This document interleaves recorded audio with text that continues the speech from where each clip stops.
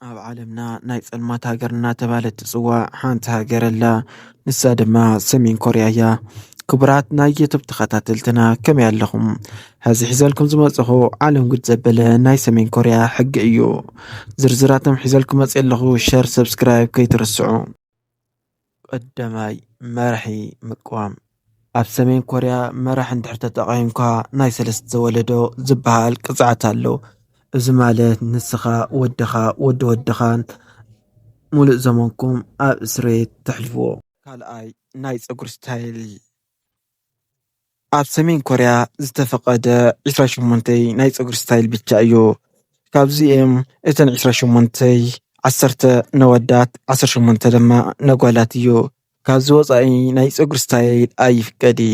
ባንከር ፍረንድ ባላቶ ንኽትስተኸል ተደሊኻ ባዕሉ ዝፀጉሪ ለስተኽለካ እዩ ላብ ፖሊስ ለእስረካ። ሳልሳይ ሃይማኖት። ኣብ ሰሜን ኮርያ ዝደለኻዮ ሃይማኖት ክትክተል ኣይፍቀዲ። ሙስሊም ኮነ ክርስቲያን ምኽታል ኣይፍቀዲ። ምኽንያቱ ድማ ኣምላኽና መንግስትና ኢሎም እዮም ዝኣምኑ። ስለዚ ኣብ ሰሜን ኮርያ መጽሓፍ ቅዱስ ወይ ድማ ቁርኣን ሒዝካ እንተተገኒኻ ዓብይ ወንጀል እዩ።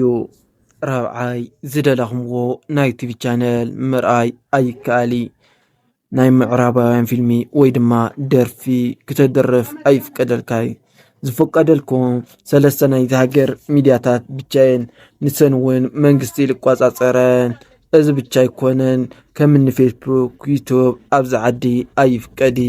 ሓምሻይ ዝደለኽምዎ ክዳን ምኽዳን ኣይፍቀዲ። ኣብ ሰሜን ኮርያ ዝደለኻዮ ናይ ክዳን ስታይል ኣይፍቀዲ። ከምኒ ጆኒ ስረ ምግባር ኣይፍቀዲ። ሰማያዊ ክዳውንቲ ምግባር ኣይፍቀዲ።